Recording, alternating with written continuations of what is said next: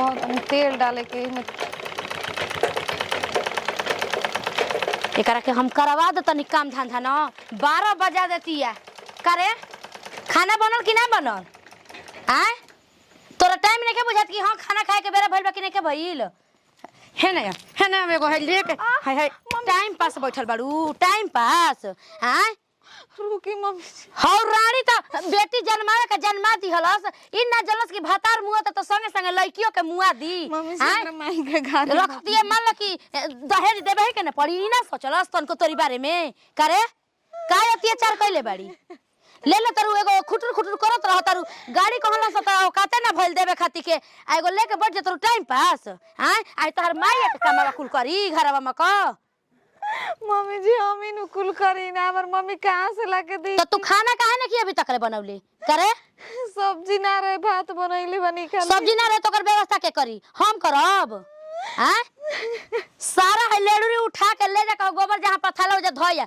मल है आगा ना दुआर खरा खून भइल बटे लिप पोत के चिकन ना करे के चाही हां गोटा में घी सुखा बतारू हम बहरी जाई ना के ले जाके धोया ही बहरी ना जानी ना तो है सफाई कर रहे जा जल्लू कि नहीं रानी है जब भेजले भी हमारा नाकी में एथु पानी पिया के धइले बिया कदम से ने एकरा के ना सफाई भइ रहल त देखाय आवत त मार तरी की खूने फेंक के मर जालू जानलू उ बिया के धइले रहत रु कदम से ने कि मुआ के फेर पर मुना कर बाबू माई दहला त हाय देखो एकदम तबाह कइले रहत रु हां हम तबाह कइले रहतनी काहे कतना हमें सरधा सजैले रहनी कि मार दहेज गिना में आ लइका गाड़ी पे घूमी तू घूम लिहल तार बेटो घूम लिहल अरे त दी ओकर ना जुरल त उ का रानी देई हो उ रानी का देई ओकर भतारे ने के तो का देई हां मम्मी जी हमर मम्मी के हमारा लात न देसु कर जल्लू कि ना खेती बाड़ी में तारा एक घरे टेंशन रह सब एकरी वजह से होखताटे अगर इस ढंग से रहित ना त ना होकी ओकर का दोष बा हां बढ़िया पतो देख के शादी विवाह कर देलु तो ओकर का दोष बा हां एकर गोरैया लेके चाटम ना बढ़िया बिया त चाटा तू हमारा ने के चाटे के ठीक ना गांव नगर रहेगा ना हंसताटी काहे के माई इतना सा करली जब तू दे ना पहले जितना हमार मम्मी से कर ले रहे ना दे पहले तक कपड़ा सी के मम्मी जी के 1 रुपया चुकावतनी कि कसम मम्मी जी खुश रहस हमरा से लेकिन ना यहाँ के तो दिन पर दिन डिमांड बढ़ल जाता जा तनी मम्मी से फोन करके बता पूछे कि काहे ऐसन कहली जब देवे के ना रहे तो काहे कहली एगो लड़की के बियाह कइनी ओहो कबो फोन ना करेले का भइल का ना भइल कबो समाचार ना पूछेले अरे हमार बच्चिया के फोन आ गइल दादा आयो हेलो हेलो का भइल बेटा माई का भइल काहे रो तड़ू आय का भइल हमर बेटी गोर लागतनी माई खुश रह का भइल हटे ठीक बाड़ू ना तू माई तो हमरा संगे काहे ऐसे कइलू अरे का भइल बेटा कुछ तो बतावा का भइल हटे पापा के ना रहला के बाद तू काहे हमर बियाह कइलू तो इतना सा पकड़लू जब तू दैए ना पइलू ए बेटा शादी तो तोहर पापा रहन तबे न तय भई रहल तोहर पापा खुद से कर ले रहन कि हम सब कुछ देम लेकिन उनकरा संगे हादसा हो गेल एक्सीडेंट में मर गेलन तो बतावा हम कहां से देम बेटा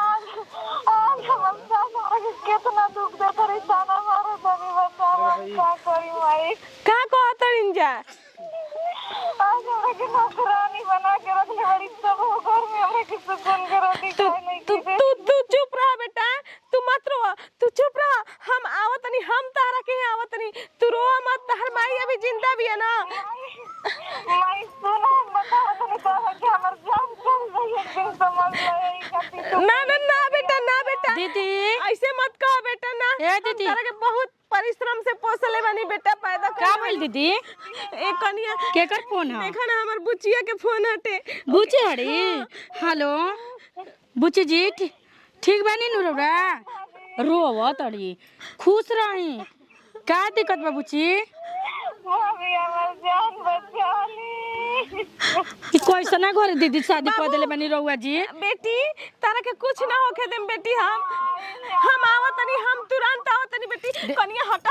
हमर लड़की या फतरा ए दीदी सुनी रउआ जल्दी से जाई जना नहीं यही से कहा लगे हम जाए बेटी हम जाए अपन बेटी के जाए। कितना लड़की रोवत ये बताओ कैसना घर में शादी कर देले बनी ला तक देखनी है ना। सरदार पुलिस वाले को ज्यादा हम लोग पर ध्यान चल रहा है। हम लोग देखिए बहुत सोच समझ के कोई काम करना पड़ेगा। देखो राका, हम लोगों का कोई ठिकाना नहीं है, झोपड़ी में ही दिन बिताना पड़ता है। ए बबुआ, अरे चाची देखो बबुआ, तार गोड़ पर हम गिरतनी, तार आगे हाथ जोड़तनी बबुआ। हमार लड़की बहुत कठिनाई में बिया, हमार लड़की के बचा ला जा।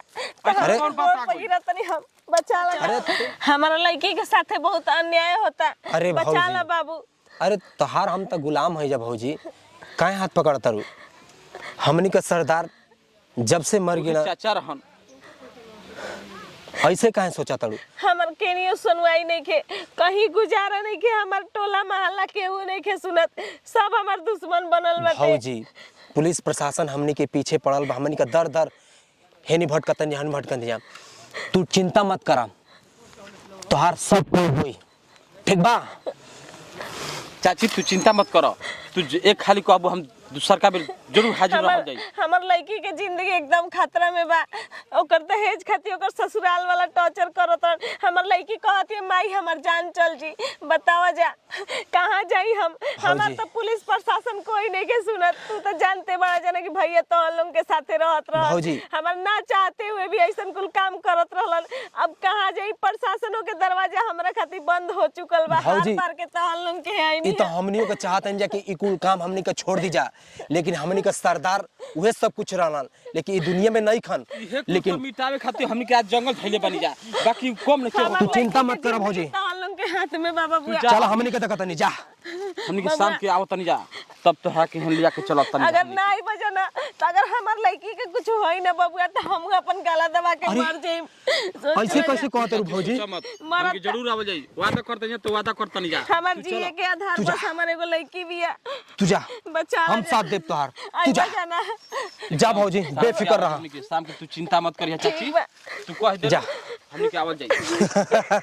राका हमनी के केहू के छोड़े के नहीं खे, लोग के अत्याचार बढ़ गइल बा, बहुत बढ़ गइल बा यही के वजह अत्याचार। से हमनी के कुछ काम करे के पड़ जाता। भौजी का अगर साथ ना दियल जी ना तो हमने भाई के बदला, सरदार के बदला कैसे पूरा होई? राका सरदार, चलो राका सरदार। इतना एक गेहूं छूट गइल बा ना, हैं आखिर फटकाला पर नहीं हो तो कम से कम 2-3 किलो निकली। मान ला बेच के तो कुछ ना सामान तो आई ना।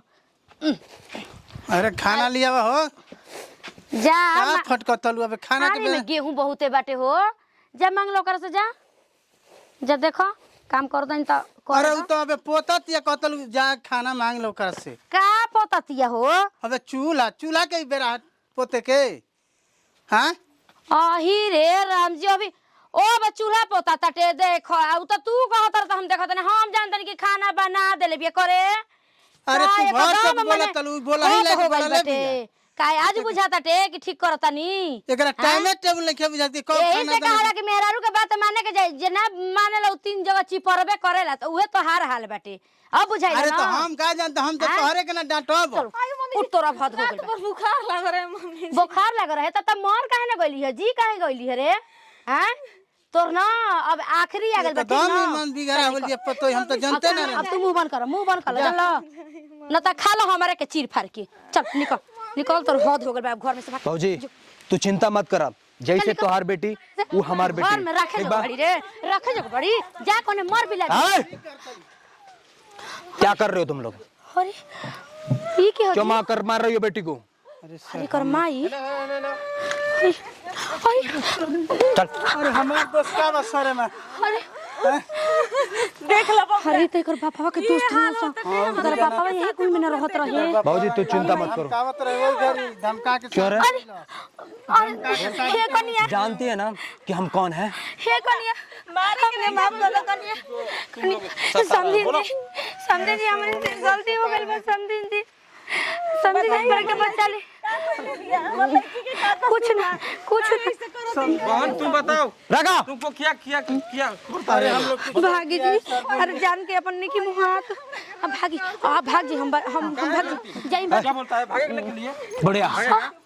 क्यों परेशान कर रही है इसको? हमने की परेशान जानती है ना, राका सरदार किसी को छोड़ता नहीं है, कभी राम नहीं करता। आखिर का गलती बा बताई कुछ ना लड़की की का गलती बा तुम लोग लड़की के अगर ये प्यार में लड़की के देखा नहीं जानते हैं, थोड़ा इसको दिमाग थोड़ा गड़बड़ा गया इसलिए उसको बगैरती हमर है लड़की हमको। जान आज दे के बाद सुनो है बुढ़ी, आज के बाद ये लड़की को कुछ भी दिक्कत होगा ना तो तुमको जंगल में ले जाके बांध के मारेंगे। कुछ ना दिक्कत करिए, हम तो कुछ नहीं के दिक्कत, हम तो डरते रहे नहीं वहाँ। हम घर में ले 40 समझी जी रंगा पानी पी ली। अगर कुछ हुआ, चलो अगर कुछ हुआ सर कुछ नहीं है तो जानते हो ना, हम लोग किसी को रहम नहीं करते हैं, ठीक है, सीधा ठोकते हैं, सर हम जान भी ठीक है। उसका पति मेरा दोस्त था, भाई जैसा था, हाँ सर जान भी नहीं वो बेटी मेरी बेटी जैसी, ठीक है। हम समझाओ तो नहीं अरे दुकान पे से अगर कुछ हुआ तो तुम लोग को खैर नहीं। अगर मेरी बहन के कुछ भी होगा तो पहले तुमको मारूंगा ले चल के जंगल में, समझ गई? जान जाई अगर चाहे हमर लड़की कुछ होई तई दोनों ओकर जिम्मेवार अरे कुछ ना होई समझी जी, आज के बाद अगर सुन लिया अरे तो लिया समझ लो। चलो ना, अब क्या रउआ सब तनी आइल बन जे दुआरी पर कम से कम मुंह मीठा अरे जाओ अच्छे से काम करो। फौजी, 40 समझी जी रउआ एबरा मुर्गा उर्गा बनी त खा के जाइन चली, हम बेटी के घर के ना खाए चली ना समझी जी, चल आई रउआ हम